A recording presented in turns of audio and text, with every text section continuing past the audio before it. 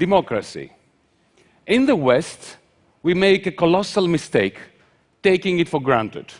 We see democracy not as the most fragile of flowers that it really is, but we see it as part of our society's furniture. We tend to think of it as an intransient given. We mistakenly believe that capitalism begets inevitably democracy. It doesn't.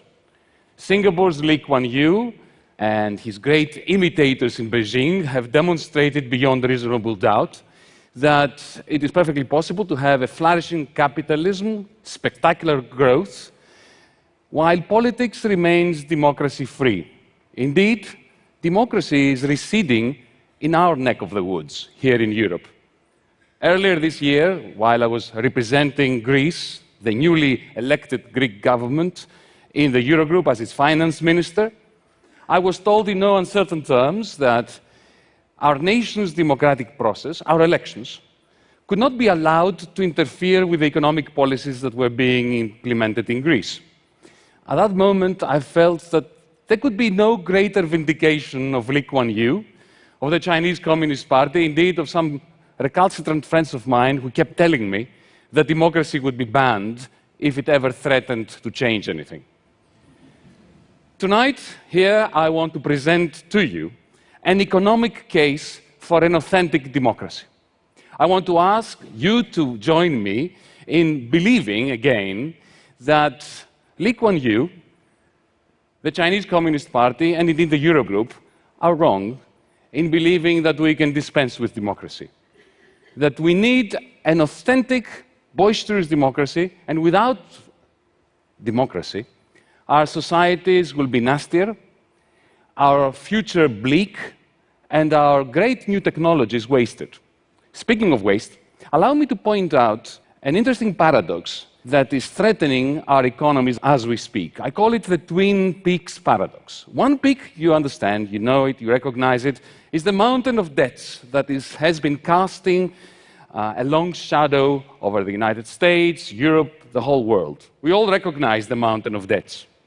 But few people discern its twin, a mountain of idle cash belonging to rich savers and to corporations, too terrified to invest it into the productive activities that can generate the incomes from which we can extinguish the mountain of debts and which can produce all those things that humanity desperately needs, like green energy. Now, let me give you two numbers. Over the last 3 months in the United States, in Britain, and in the Eurozone, we have invested collectively $3.4 trillion on all the wealth-producing goods, things like industrial plants, machinery, office blocks, schools, roads, railways, machinery, and so on and so forth. 3.4 trillion sounds like a lot of money, until you compare it to the 5.1 trillion that has been slushing around in the same countries, in our financial institutions, doing absolutely nothing during the same period, except inflating stock exchanges and bidding up house prices. So, a mountain of debt and a mountain of idle cash form twin peaks, failing to cancel each other out through the normal operation of the markets. The result is stagnant wages. More than a quarter of 25 to 54-year-olds in America, in Japan, and in Europe out of work, and consequently, low aggregate demand, which, in a never-ending cycle, reinforces the pessimism of the investors, who, fearing low demand, reproduce it by not investing, exactly like Oedipus's father, who, terrified by the prophecy of the oracle that his son would grow up to kill him, unwittingly engineered the conditions that ensured that Oedipus, his son, would kill him. This is my quarrel with capitalism.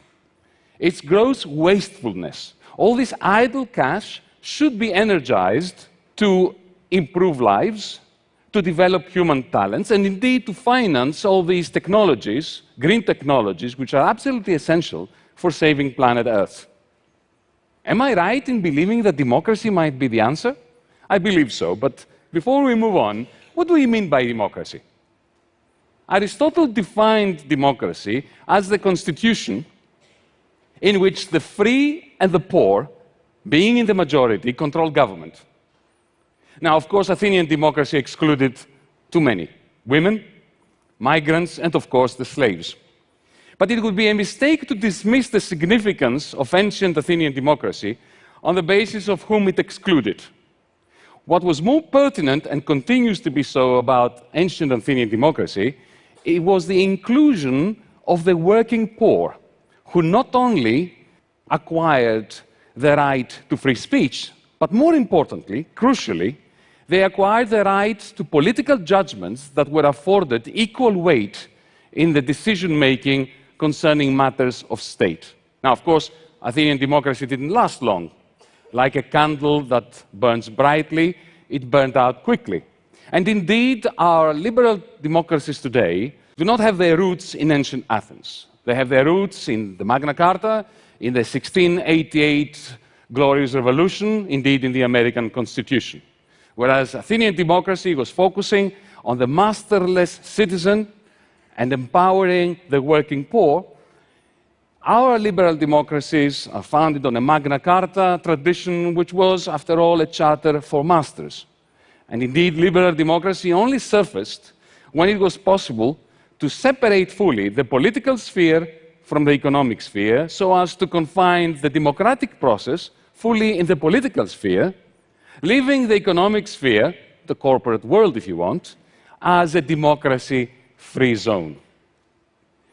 Now, in our democracies today, this separation of the economic from the political sphere, the moment it started happening, it gave rise to an inexorable, epic struggle between the two, with the economic sphere colonizing the political sphere, eating into its power. Have you wondered why politicians are not what they used to be? It's not because their DNA has degenerated. It is rather because one can be in government today and not in power, because power has migrated from the political to the economic sphere, which is separate. Indeed, I spoke about my quarrel with capitalism. If you think about it, it is a little bit like a population of predators that are so successful in decimating the prey that they must feed on, that in the end they starve.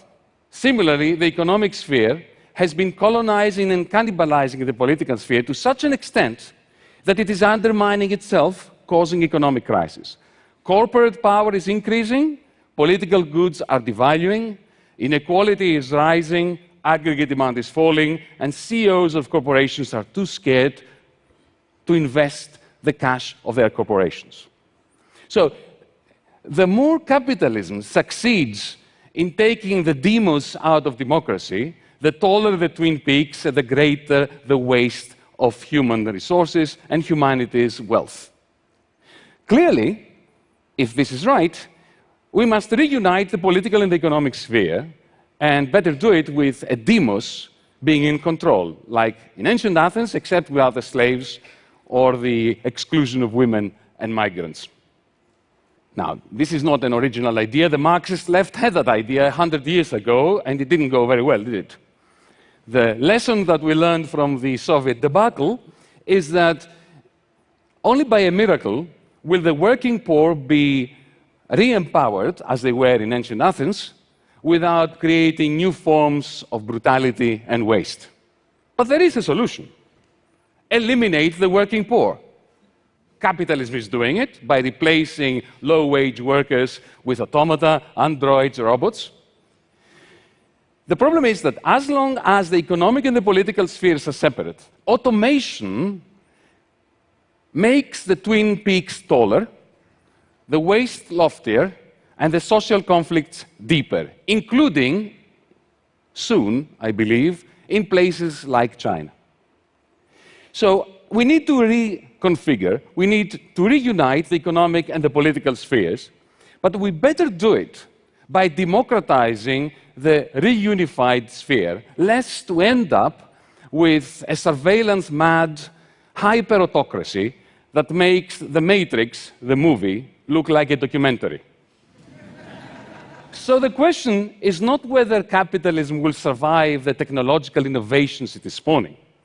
The more interesting question is whether capitalism will be succeeded by something resembling a Matrix dystopia, or something much closer to a Star Trek-like society, where machines serve the humans, and the humans expend their energies exploring the universe and indulging in long debates about the meaning of life in some ancient Athenian-like high-tech agora. I think we can afford to be optimistic. But what would it take? What would it look like to have this Star Trek-like utopia instead of the Matrix-like dystopia? In practical terms, allow me to share just briefly a couple of examples. At the level of the enterprise, imagine a capital market where you earn capital as you work, and where your capital follows you from one job to another, from one company to another, and the company, whichever one you happen to work at that time, is solely owned by those who happen to work in it at that moment. Then all income stems from capital, from profits. And the very concept of wage labor becomes obsolete. No more separation between those who own but do not work in the company and those who work but do not own the company. No more a tug of war between capital and labor. No great gap between investment and saving. Indeed, no towering twin peaks. At the level of the global political economy, imagine for a moment that our national currencies have a free-floating exchange rate with a universal, global, digital currency, one that is issued by the International Monetary Fund, the G20, on behalf of all humanity. And imagine further that all international trade is denominated in this currency. Let's call it the cosmos, in units of cosmos. With every government agreeing to be paying into a common fund a sum of cosmos units proportional to the country's trade deficit, or indeed to a country's trade surplus. And imagine that that fund is utilized to invest in green technologies, especially in parts of the world where investment funding is scarce. This is not a new idea. It's what, effectively, John Maynard Keynes proposed in 1944 at the Bretton Woods Conference. The problem is that back then, they didn't have the technology to implement it. Now we do, especially in the context of a reunified political, economic sphere. The world that I am describing to you is simultaneously libertarian in that it prioritizes empowered individuals, Marxist, since it will have confined to the dustbin of history the division between capital and labor, and Keynesian, global Keynesian. But above all else, it is a world in which we will be able to imagine an authentic democracy. Will such a world dawn? Or shall we descend into a Matrix-like dystopia? The answer lies in a political choice that we shall be making collectively. It is our choice, and we better make it democratically. Thank you.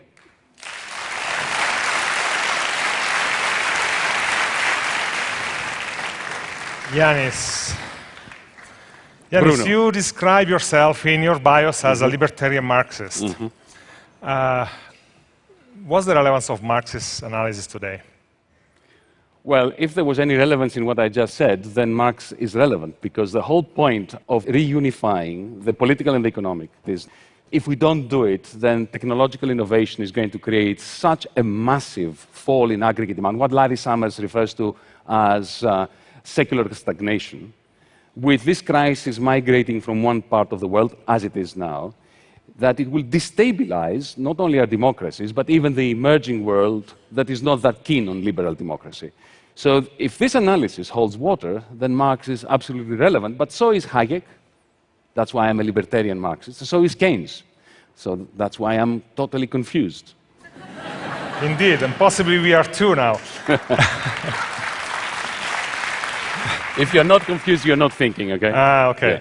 That's very, very Greek philosopher kind of thing to say. Well, that was Einstein, actually. But yes. During your talk, you mentioned Singapore and China. And yesterday night at the speaker dinner, you expressed a pretty strong opinion about how the West looks at China. Would you like to share that? Well, there is a great degree of hypocrisy. In our liberal democracies, we have a semblance of democracy. It's because we have confined, as I was saying in my talk, democracy to the political sphere, while leaving the one sphere where all the action is, the economic sphere, a completely democracy-free zone. In a sense, if I am allowed to be provocative, China today is closer to Britain in the 19th century, because remember, we tend to associate liberalism with democracy. That's a mistake historically. Liberals like John Stuart Mill. John Stuart Mill was particularly skeptical about the democratic process. So what you are seeing now in China is a very similar process to the one that we had in Britain during the Industrial Revolution, especially the transition from the first to the second. And to be castigating China for doing that which the West did in the 19th century smacks of hypocrisy.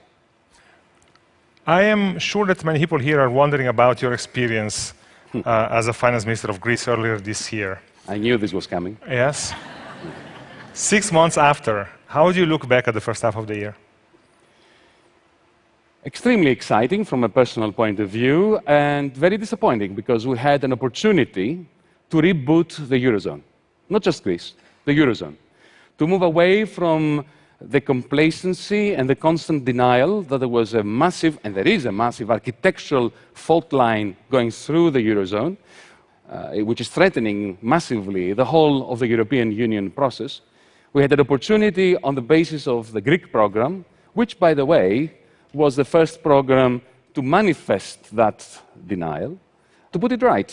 And unfortunately, the powers that be in the Eurozone, in the Eurogroup, chose to maintain denial. But you know what happens? This is the experience of the Soviet Union. When you try to keep alive an economic system that architecturally cannot survive, through political will and through authoritarianism, you may succeed in prolonging it, but when change happens, it happens very abruptly and catastrophically. What kind of change are you foreseeing?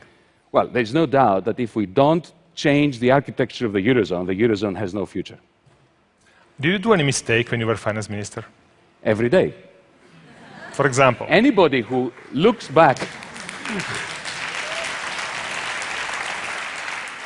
No, but seriously, if there is any minister of finance or of anything else for that matter who tells you after 6 months in a job, especially in such a stressful situation, that they have made no mistake, they're dangerous people. Of course I made mistakes. The greatest mistake was to sign the application for the extension of our loan agreement in the end of February. I was imagining that there was a genuine interest on the side of the creditors to find common ground, and there wasn't. They were simply interested in crashing our government just because they did not want to have to deal with the architectural fault lines that were running through the Eurozone, and because they didn't want to admit that for 5 years they were implementing a catastrophic program in Greece. We lost 1/3 of our nominal GDP. This is worse than the Great Depression. And no one has come clean from the troika of lenders that have been imposing this policy to say this was a colossal mistake. Despite all this and despite the aggressiveness of the discussion, though, you seem to be remaining quite pro-European. Absolutely. Look, my criticism of the European Union and the Eurozone comes from a person who lives and breathes Europe. My greatest fear is that the Eurozone will not survive, because if it doesn't, the centrifugal forces that will be unleashed will be demonic, and they will destroy the European Union. And that will be catastrophic, not just for Europe, but for the whole global economy. We are probably the largest economy in the world.